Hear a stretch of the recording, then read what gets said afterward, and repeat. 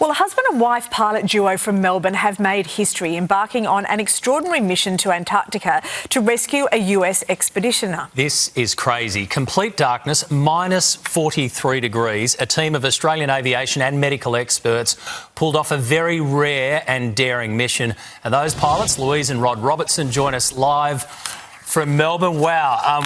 Congratulations, first of all. What you pulled off was just amazing. This story is nothing short of incredible. Let's start at the very beginning. What happens when you get the phone call for this whole operation to begin? Well, thanks for having us. Well, the call came later in the afternoon from the Australian Antarctic Division. They'd been requested assistance from the United States program.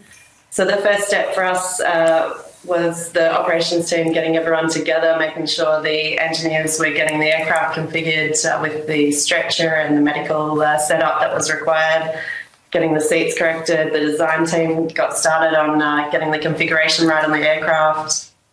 As the pilots and the cabin crew, we started getting in contact with the crews to make sure they were available, and then we reached out to the Met teams to get forecasting, to get a possible weather window, and we also were able to talk to the crew on the ground that were the operators of the runway at Phoenix Airfield, and make sure the runway was available and all the lights and everything were available that we would need for the flight into darkness. Wow. You two are so brave. What an amazing mission that this was. And look, planes don't usually, as we said, fly into Antarctica at this time of year. Talk to us about the conditions, Rob. What was it like? Yeah, so on the way down, it was quite cold. We had to have a plan of stepping down our flight levels to make sure that the aircraft maintained its operating limits.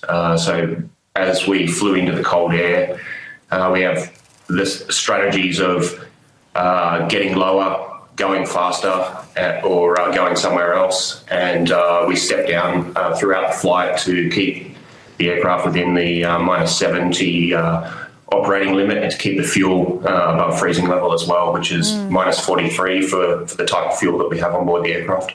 Wow. And it was minus 43 there, right? Yeah. Louise, I love how you said coming into the runway, like the runway kind of doesn't exist in those conditions, and it was pitch black as well. But then when you're on the ground, you're only there for an hour. So a really quick turnaround, not just for the flight, but for the medical evacuation that you had to do as well.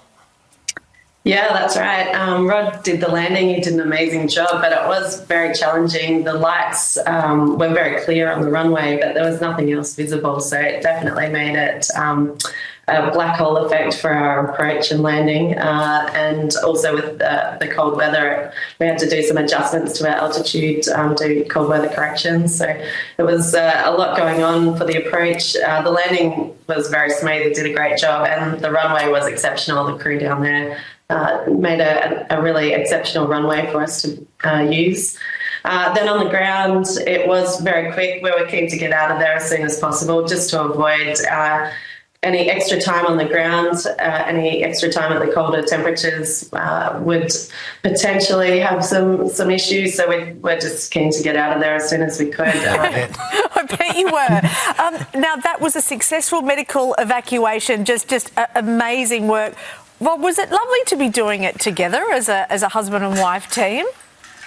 Yeah, absolutely. I get to fly with my best mate, and we get to do some exciting things. So very happy to be doing it as a husband and wife. How did the conversation go when you got the call saying, hey, you know how we never fly to Antarctica at this time of year?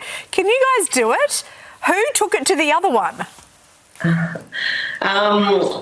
I'm not sure, actually. I probably got the phone call, but we, as a company with Skytraders and operating to Antarctica for the last 25 years, we've definitely got the capability to do this sort of flight. So the fact that it hadn't been done before just meant that we had to put together all of the experience we already had and make it happen. But we were always available to do this sort of flight had it been needed by any of the partners that we work with in the Antarctic programs. You guys are legends. I've always said that's on a bucket list, the Antarctica trip. So if I can ever do it, can you fly? Yeah, we want you to. The Australian Antarctic Division. The last time you guys sat down Koshi, I flew Koshi down, so that's where I claim to fame. I remember when he did that, actually. Was he a good passenger?